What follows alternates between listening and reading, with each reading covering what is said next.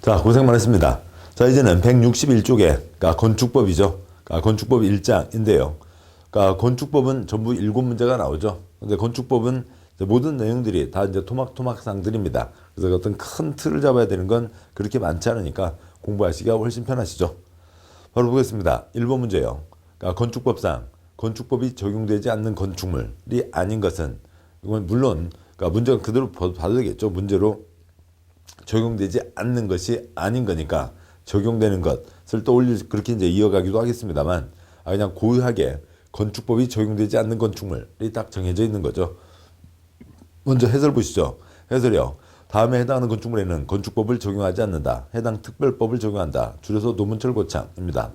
적용하지 않는다고요. 어디에요? 문철고창이요. 1번 지정문화재, 가지정문화재는 이제 문화재보호법. 그건 사람 쓰는 게 아니죠. 그대로 보존해야 되는 거고.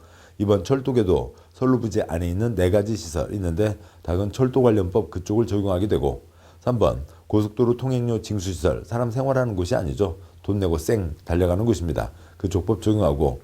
4번 컨테이너 이용한 간이창고, 공장 용도로 사용되는 건축물 대지 안에 설치하는 것으로 이동이 쉬운 것. 이동이 쉬운 거니까 정착해 있지 않으니까 건축물이 아니기도 합니다만, 아무튼 뭐 그렇게 돼 있습니다. 컨테이너 박스에 바퀴 달아서 여기저기 끌고 다니면서 편히 써라 라고 하는 거죠. 문철고창에는 적용하지 않는다. 노문철고창입니다. 1번 문제요. 건축법 적용되지 않는 건축물 노문철고창이 아닌 것은 문철고창 찾으면 되죠.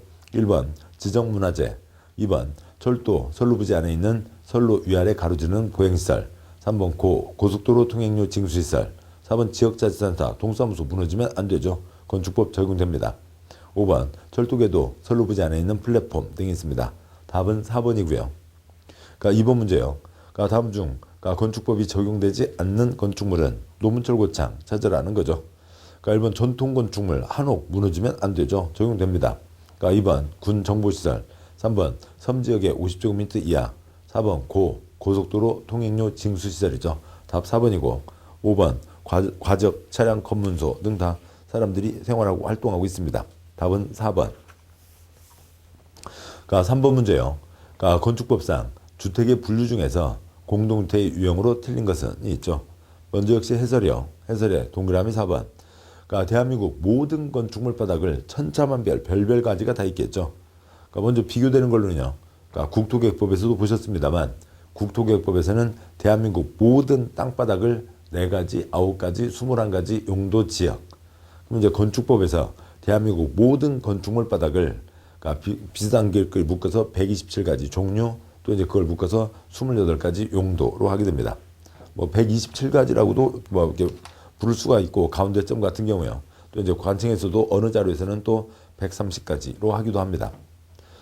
그러면은 그 127가지, 130가지, 130가지로 얘기하죠. 130가지 종류를 또 비슷한 것끼리 묶어서 28가지 용도로 구분하고 있습니다. 건물에 통째로 용도가 붙어 있는 게 아니고요. 건축물 바닥에 용도가 붙어 있습니다.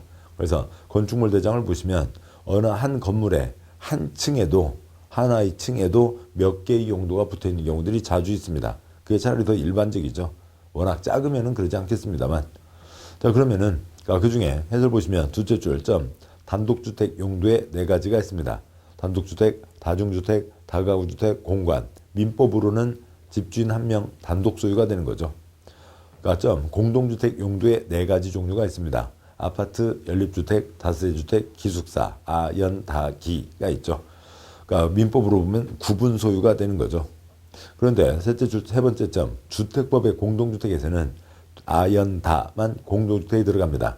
왜냐하면 주택법에서는 식구들이 같이 생활하는 것까지를 염두에 두고 있으니까 기숙사는 주택이 아닌 준주택으로 넘기게 됩니다. 그 아래 박스에 28가지 용도가 있고요. 문제 와서 보시죠. 3번 문제. 공동주택 유형으로 틀린 것은 공동주택에 연, 다, 기가 있습니다. 그 다가 다세대 주택인 거죠.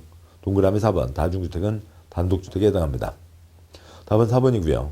4번 문제요. 건축법상 건축물 종류와 용도 분류가 잘못 연결된 것은 동그라미 1번. 무도 학원, 댄스 교습소를 얘기하는 거죠. 댄스 교습소는 학원, 교육연구시설이 아니라 걔는 유락시설에 해당합니다. 맞고요. 2번 주유소 펑 터지면 큰일 나죠. 위험물 저장 처리시설입니다. 3번 야외극장. 야외극장은 문화집회시설이 아니에요. 그러니까 그 설명을 보시죠. 해설이요. 야외극장, 야외음악당, 어린이회관 등은 관광휴게시설에 해당합니다. 특히 그러니까 서울 남산요. 뭐 남산에 딱 그렇게 돼 있네요. 남산에서 그 장충동 쪽으로 내려가는 곳에 국립극장이 있고 거기에 야외 놀이마당이 있습니다. 한국 사람들 그렇게 많지 않아요. 그러니까 거기 다 외국인 관광객들이 대부분입니다. 그러고요. 뭐 지금은 이제 도서관으로 바뀌어 쓰고 있습니다만 옛날에 남산에 어린이회관 있었는데요. 그 뭐 꼭대기층 1시간에 한 바퀴 돌고요. 그러니까 뭐 카레라이스 먹고 오므라이스 먹고 있으면 1시간 도는 그런 어린이회관이 있었습니다. 거기도 서울 애들 별로 없죠. 다 지방에 들어와서 그러니까 관광 휴게시설입니다. 그냥 둘째 줄이요. 그냥 극장, 그냥 음악당 어느 정도 덩어리 되는 것들 500제곱미터 이상은 문화 집회시설에 해당합니다.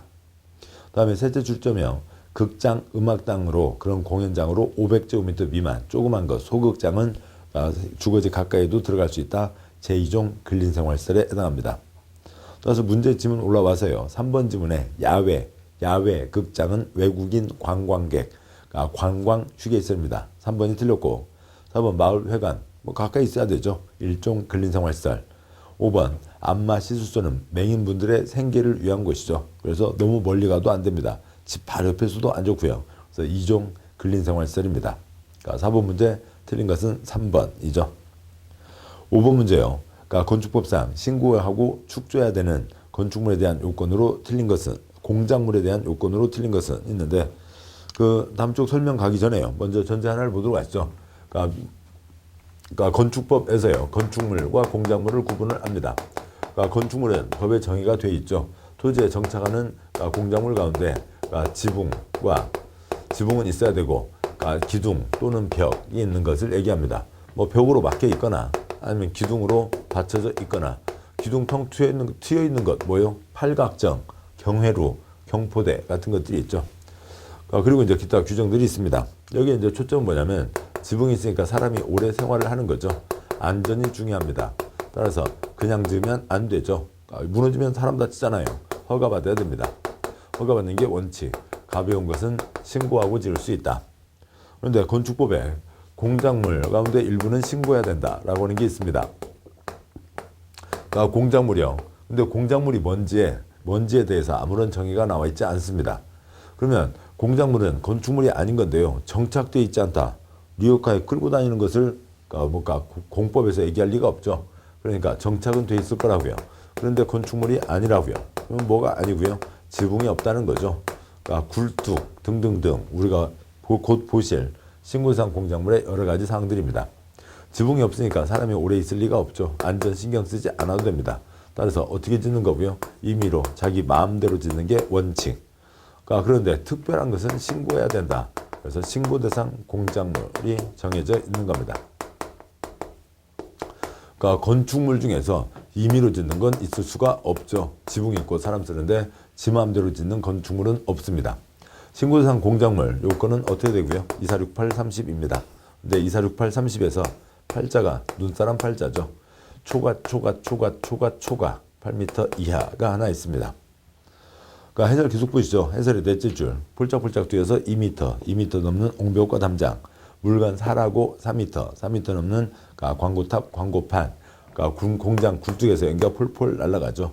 6m 넘는 굴뚝, 장식탑, 기념탑, 철탑, 8m 넘는 위에 얹어져 있는 고가 수조, 8m 이하의 자동차 바퀴가 달려가는 거죠. 기계식 철골조리식 주차장으로 외벽 없는 것.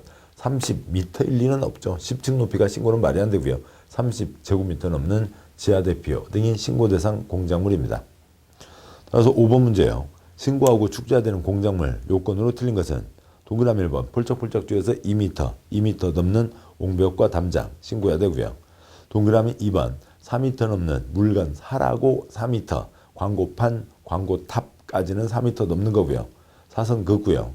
굴뚝, 장식탑, 기념탑 등은 6m 넘을 때 신고를 하는 겁니다. 2번 틀렸고요. 3번 8m 넘는 고가 수조, 4번 8m 이하의 기계식 철골조립식 주차장으로 외벽이 없는 것, 5번 30제곱미터 넘는 지하 대피소 등이 있습니다. 6번 문제요. 건축 행위와 관련된 설명 중 옳은 것은 이 되어 있는데요. 아래 해설이 있습니다만 또 이제 보고 가시죠.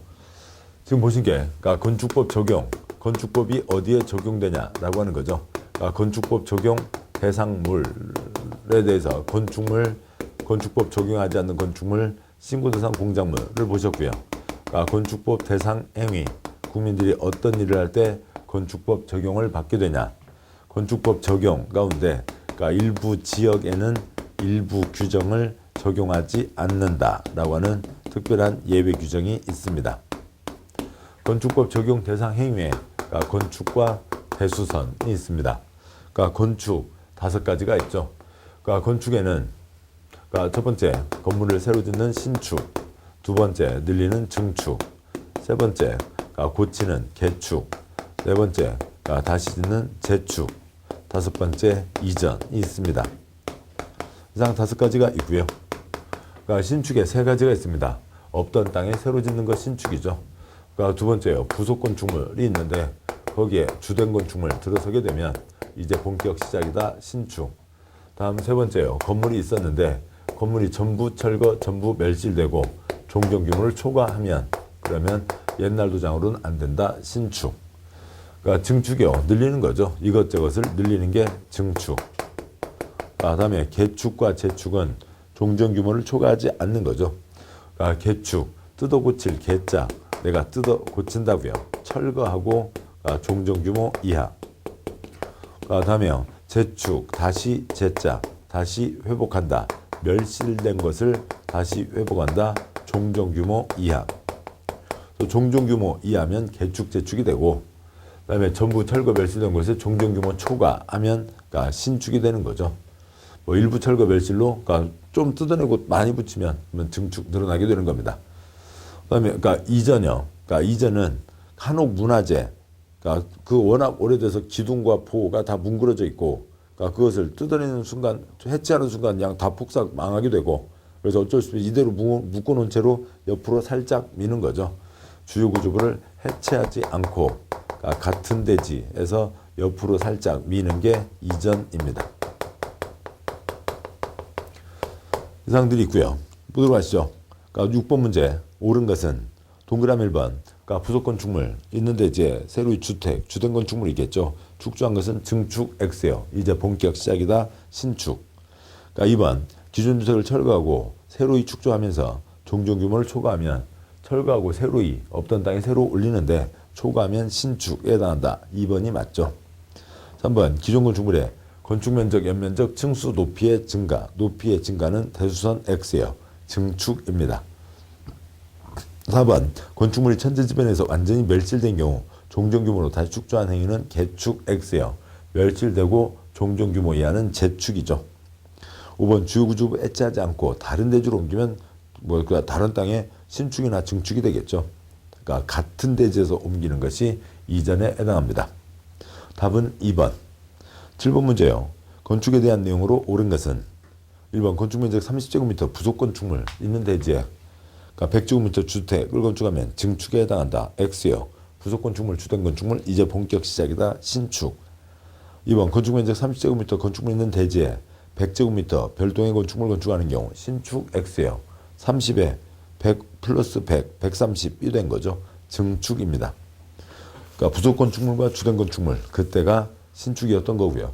동그라미 3번 건축면적 100제곱미터 건축물을 모두 철거하고 새로이 120제곱미터 건축물을 건축하면 증축 X예요. 이제 새로 시작이다. 그러니까 신축.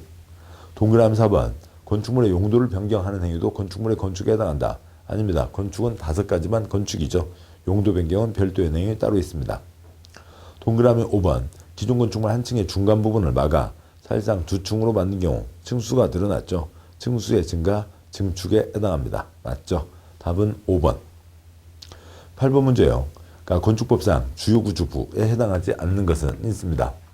대수선을 보기 위해서 그것과 관련된 주요구조부가 있는데 주요구조부는 글자를 외우는 것보다 그림을 그려보면 되겠죠. 건물을 이루는 여러 가지 구조가 있지만 중요한 거 6가지가 있습니다. 먼저 수수깡으로 집 짓는 그런 모양을 떠올려 보자고요. 내규탱이에 기둥을 세웁니다. 서 있는 짝대기 기둥이 필요하죠. 기둥만 계속 올라가면 휘청휘청 거리잖아요. 휘청거리지 않게 짱짱하게 수평 기둥 잡아줍니다. 그러니까 수평 기둥을 뭐라고 하고요? 보라고 합니다. 그 다음에 이제 기둥이 올라가겠죠. 그러니까 계속 올라가게 될 건데 이런 호당 공간에서 생활할 수는 없잖아요. 그러니까 뭐 호당 공간이면 생활이 안 되는 거니까 그러니까 뭔가를 막습니다. 막는데 베니다 합판 같은 경우는 주요구조부가 아니고요. 건물의 무게를 버티는 내력벽, 그러니까 서 있는 판때기, 내력벽 필요하죠. 뭐 참새와 같이 날아다니면서 생활할 수는 없는 거죠. 우리가 생활을 하려니까 그러니까 바닥이 있어야 거기다 공장 기계를 놓거나 아니면 이 만만치 않은 이 우리들의 몸을 이 바닥이 버텨주는 겁니다. 여기까지는 별거 없죠. 그러니까 서 있는 짝대기, 누워 있는 짝대기, 기둥과 보여, 서 있는 판때기, 누워 있는 판때기, 그러니까 내력벽과 바닥이 있습니다. 그다음에 지붕이 있는데 기와장 한두 장은 주요 구조부가 아니고요. 그 지붕을 받치는 그러니까 지붕 틀이 있습니다. 그게 주요 구조부가 되고,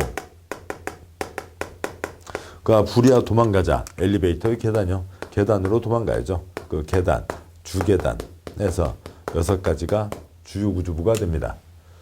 서 있는 짝대기, 누워 있는 짝대기, 서 있는 판때기, 누워 있는 판때기에다가요. 지붕틀과 주계단 6가지가 주요 구조부입니다. 따라서 8번 문제, 주요 구조부에 해당하지 않는 것은 내력벽. 2번 사이기둥 X요. 사이기둥 자체가 그냥 뭐 사이라는 얘기죠. 기둥이 아닌 겁니다. 기둥은 무게도 버텨야 되는데 사이기둥은 뭐 칸막이 받쳐주기 위해서 세우는 거라고요. 그러니까 바닥, 지붕틀, 주계단 6가지가 주요 구조부입니다. 이 주요 구조부 6가지가 있는데, 그다음에 이제 다음 쪽 9번 문제에 대수선이 있는데요. 대수선 가기 전에 역시 대수선 다 정리하고 가죠. 대수선, 그 주요 구조부와 관련된 6가지 손대는 게 대수선이고, 그러니까 기타 3가지도 대수선입니다. 이 3가지는 그러니까 안전과 직접 관계는 없어요. 그러니까 이게 구조 안전, 건축물이 무너지거나 그런 구조 안전에 직접 관계되는 건 아닙니다. 피난, 소방, 뭐 그런 것과 관련된 생활 환경에 대한 거 3가지. 얘네들은 금지다. 그러니까 허가받아야 된다. 이제 그 얘기라고요. 근데 허가받아야 되는 3가지를 어디다 딴 데 넣을 수 없으니까 대수선 허가받아라 라고 하는 데다 넣어놓은 겁니다. 그러니까 주요구조부 6가지가 있죠. 먼저 9번 문제 해설표를 보시면 그러니까 기둥, 1개라도 증설해체 3개 이상 수선 변경. 그 다음에요. 보, 1개라도 증설해체 3개 이상 수선 변경. 그러니까 내력벽, 그러니까 찌끔이라도 증설해체, 그러니까 30제곱미터 이상 수선 변경. 그다음에 방화벽, 그러니까 방화 구획을 위한 바닥벽 등이 있습니다. 찌끔이라도 증설해체, 찌끔이라도 수선 변경. 그러니까 지붕틀, 그러니까 1개라도 증설해체, 3개 이상 수선 변경. 그다음에 주계단, 피난계단, 특별 피난계단, 주피트, 그러니까 찌끔이라도 증설해체, 찌끔이라도 수선 변경이 있습니다.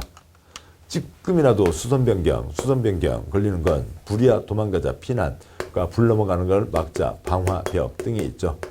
사람의 안전, 그러니까 피난, 그것에 관련된 거니까 찌끔이라도 수선 변경이 걸리는 거고요. 나머지는 3개 30제곱미터 이상으로 되어 있습니다. 기타 3가지요. 외벽의 마감 재료.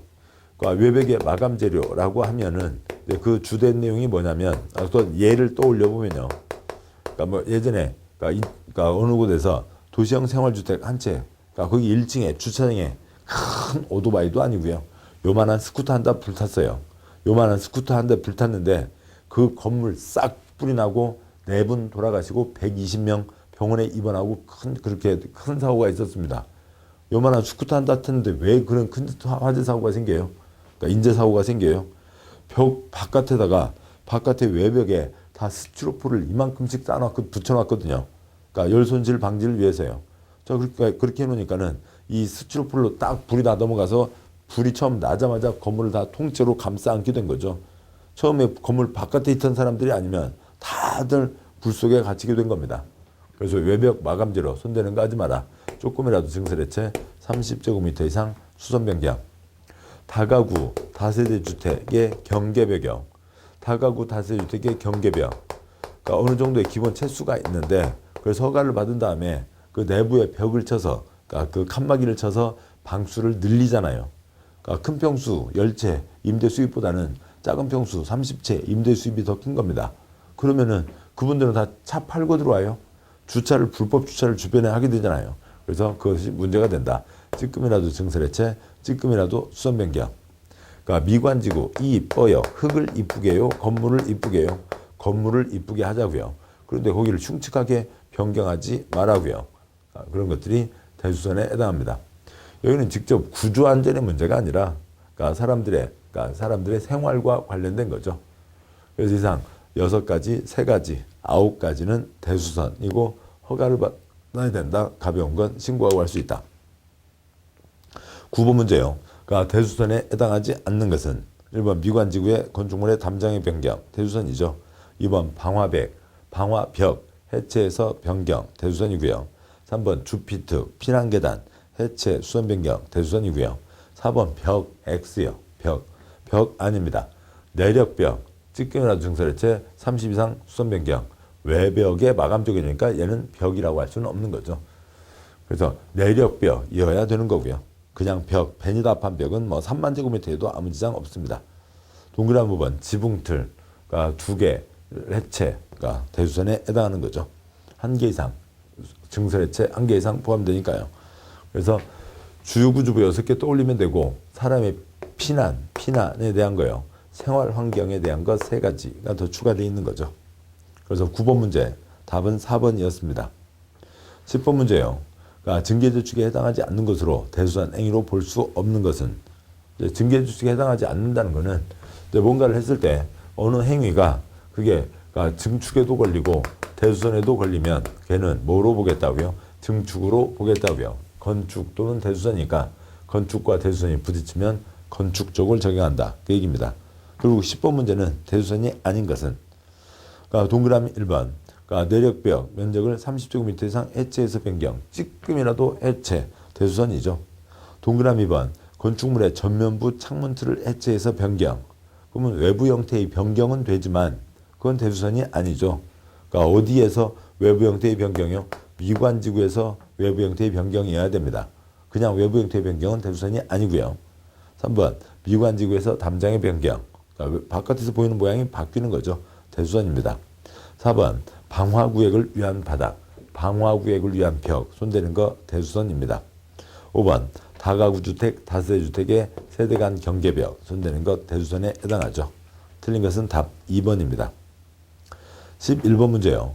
건축법 적용에 대한 내용으로 틀린 것은 동그라미 1, 2번은 노문철 고창이고요. 동그라미 1번 철로 분리하는 플랫폼 건축할 때 건축법 자체가 적용되지 않는다. 맞죠? 동그라미 2번 고속도로 통행료 징수시설 건축할 때 노문철 고창 건축법 자체가 적용되지 않는 거죠. 맞습니다. 동그라미 3, 4, 5와 관련해서요. 대한민국 대부분 지역에는 건축법에 110개 조항에 대부분 지역에는 110개 조항 모두가 적용되는데 우리나라의 일부 조항 지역에는 건축법에 6개는 조항은 적용하지 않고요.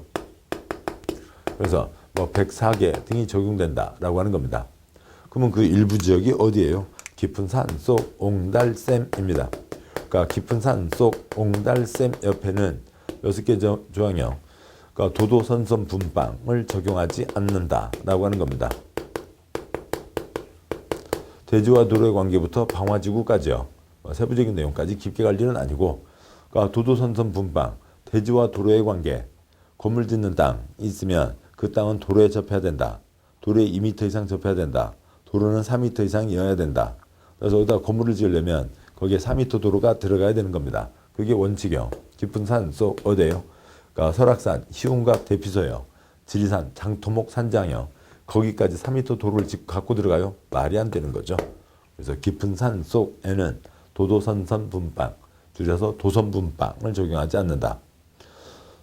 동그라미 1번 지구 단위계 구역이 아닌 계획관리지역으로 동이나 읍이 아닌 지역, 외울 건 아니고요. 깊은 산 속입니다. 거기 대지의 분할 제한, 적용하지 않는다. 맞죠? 동그라미 4번 지구 단위계 구역 아닌 계획관리지역, 동이나 읍이 아닌 지역. 그래서 건축법, 건축선, 건축제한 규정이 적용되지 않는다. 건축선 적용되지 않는다. 맞죠? 다음 문제요. 동그라미 5번 지구 단위계 구역이 아닌 계획관리지역, 동이나 읍이 아닌 지역에서 건축법 용적률 규정이 적용되지 않는다. X요. 도도선선 분방만 적용되지 않는 거죠. 용적률 규정이 적용되지 않는다. 틀렸고요.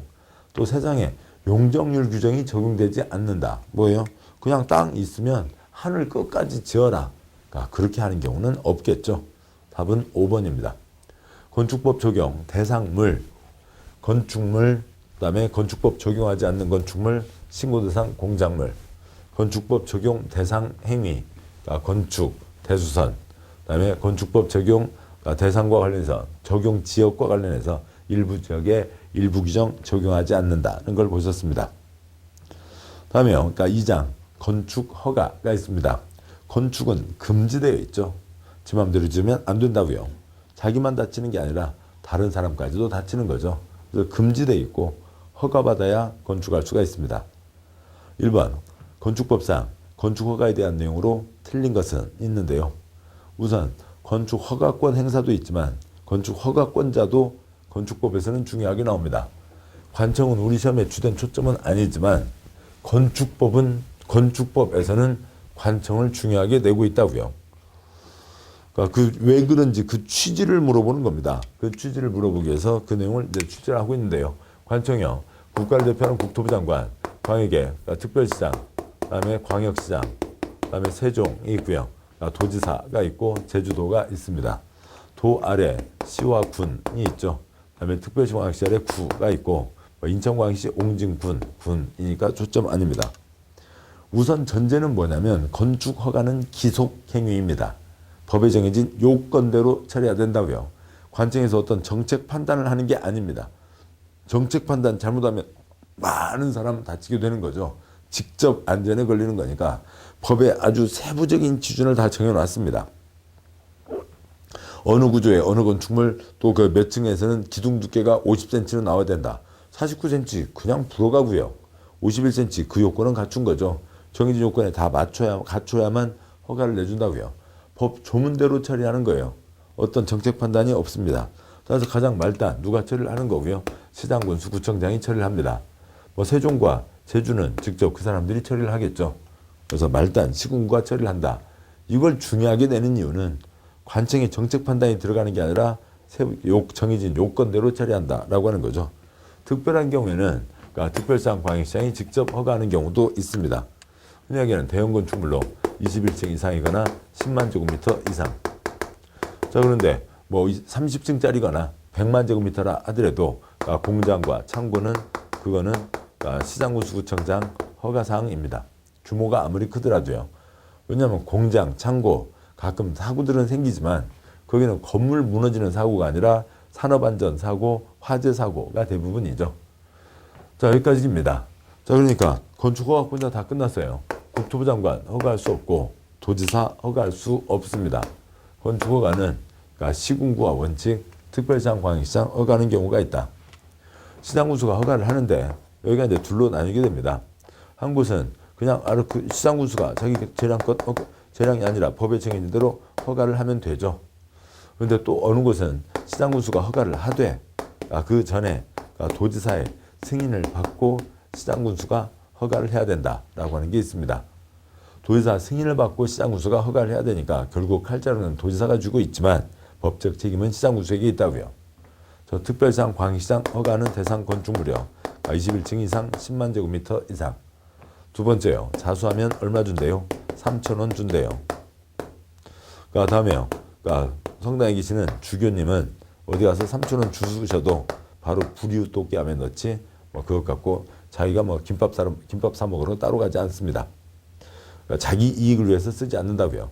자연환경, 수질보호를 위해서 지정 공고한 곳에 3층 이상, 1000제곱미터 이상의 위락시설, 숙박시설 등등등 주거환경, 교육환경 위해서 지정 공고한 곳에 위락시설, 숙박시설은 규모에 관계없이 1층짜리도 10제곱미터짜리도 다 도지사 승인받고 시장군수가 허가를 해야 된다. 건축 허가권에서 한 문제 이상 꼭 나옵니다. 건축법에서는 아주 중요한 대목이죠. 보시죠. 문제요. 1번 문제. 건축 허가에 대한 내용으로 틀린 것은 동그라미 1번. 시장군수는 21층 이상 특광 허가 대상이죠. 건축을 허가하는 경우 도지사 승인을 받아야 된다. 맞죠? 2번. 연면적 10만 제곱미터 이상 건축물을 건축할 때 특별시장, 광역시장, 도지사, 특별자치도사의 허가를 받아야 된다. 21층 이상 10만 제곱미터 이상은 있지만 도지사 X요. 도지사는 허가하지 않는다고요. 도지사 X요. 이렇게 숨겨 있는 것 찾아내셔야 됩니다. 3번 건축물 대수선 하고자 하는 경우 특별자치도지사, 특별자치, 특별자치도지사, 시장군수구청장의 허가를 받아야 된다. 맞죠? 건축하려면 또 대수선하려면 시장군수구청장의 허가를 받아야 된다. 그런데 특별시 광역시에서 21층 이상 10만 이상은 특별시장 광역시장이 허가하고 아무리 규모가 크다 하더라도 공장 창고는 시군구가 허가하고 시장군수가 허가를 할 때 도지사 승인받는 것 세 덩어리가 있다. 이 내용들이 다 깔리게 되는 거죠. 원칙, 건축, 대수선, 시장군수구청장의 허가입니다. 맞고요. 4번 건축 허가를 받으는 자는 건축허가 신청서에 건축할 대지의 범위, 그 대지의 소유 또는 사용에 대한 권리를 증명하는 서류를 첨부해야 된다. 맞죠? 건축허가 해주세요.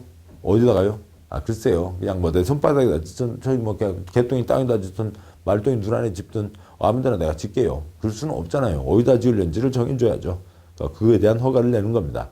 또 두 번째로는 남의 땅에다 건물 짓는다고 할 수는 없죠. 자기 땅이거나 사용권을 가진 땅이어야 됩니다. 당연한 얘기고. 동그라미 5번 건축허가를 받은 경우에는 국토계획법 규정에 의한 개발행위 허가를 받은 것으로 본다. 원스톱 서비스 한 방에 처리해준다. 여러 가지 몇 가지들은 건축허가 때 서류를 내면 관청끼리 협의해서 한 방에 처리를 해주는 게 있습니다. 자, 그래서 1번 문제가 틀린 것은 2번이 틀렸죠. 도지사 허가할 수 없다고요.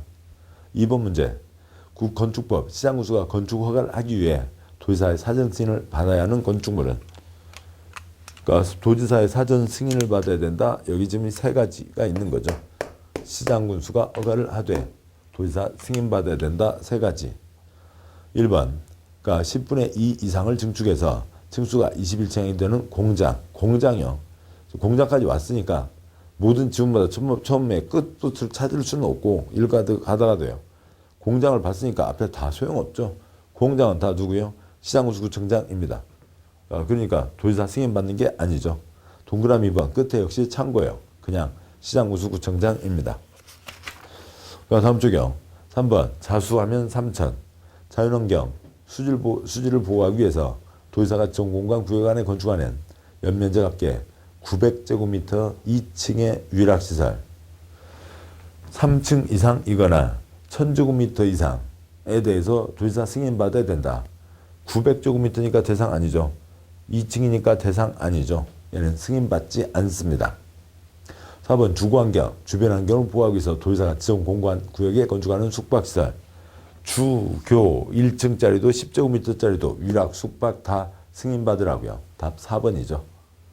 5번 자수, 수질을 보호하기 위해서 도지사가 지정 공간 구역 안에 건축하는 900제곱미터 2층의 숙박시설 3층도 아니고 1000제곱미터도 아니니까 승인 대상이 아닙니다. 자연환경 수질보호, 산토끼도 있지만요.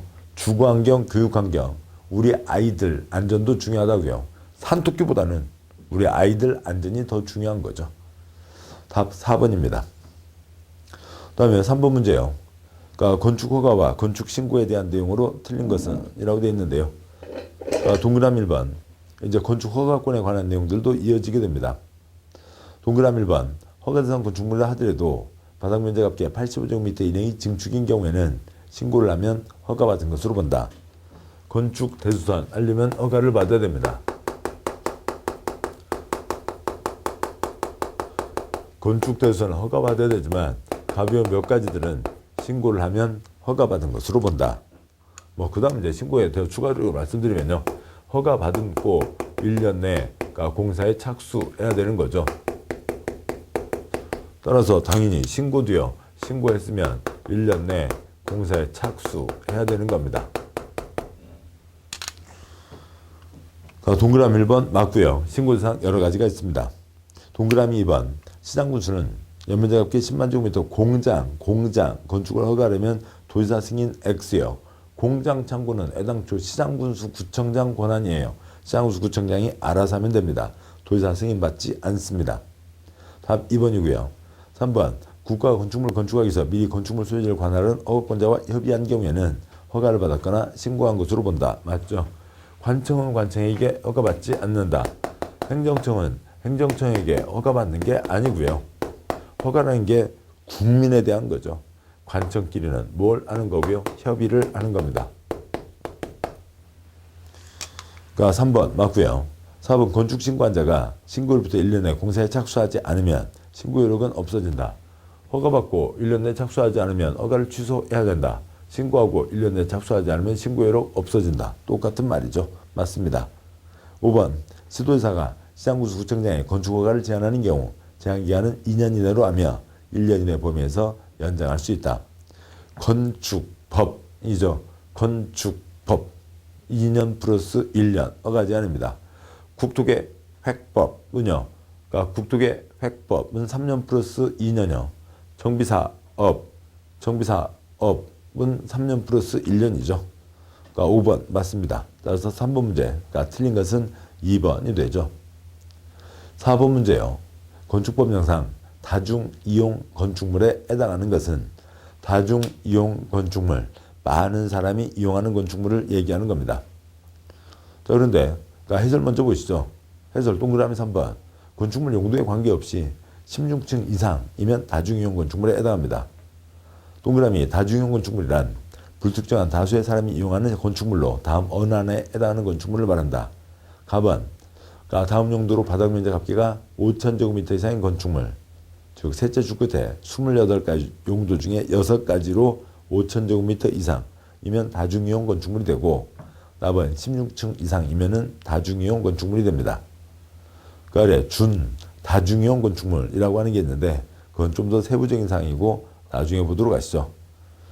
용도에 관계없이 16층 이상이면 다중이용 건축물입니다. 자, 문제 다시 올라가시죠. 4번 문제. 다중이용 건축물에 해당하는 것은 먼저 층수부터 보시자고요. 동그라미 1번 끝에 5층, 10층, 16층, 15층, 2층, 16층이면 그냥 다중이용 건축물이죠. 15층 이상, 16층 이상이면 그냥 다중이용 건축물입니다. 답은 3번이고 네, 그 아래 해설 중에 첫 번째 박스요.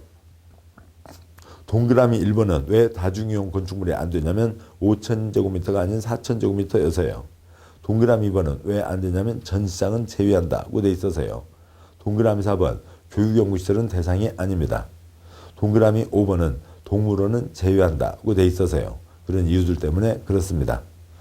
두 번째 표는 다중이용 건축물과 준다중이용 건축물을 얘기한 건데 그건 좀 더 세부적인 사항이고 지금 이 문제와 직접 관계가 없으니까 얘는 생략하도록 하겠습니다. 5번 문제요. 건축법상 건축허가 없이 신고만으로 건축할 수 있는 경우는 신고하면 허가받은 것으로 본다. 여러 가지 경우가 있습니다. 동그라미 1번 연면적 80제곱미터 단독주택의 신축. 대한민국 돈 주고 땅 샀으면 큰일 난 거죠. 100제곱미터 건축은 신고하고 할 수 있습니다. 100제곱미터 이하여 80제곱미터 신축 신고를 할 수 있습니다.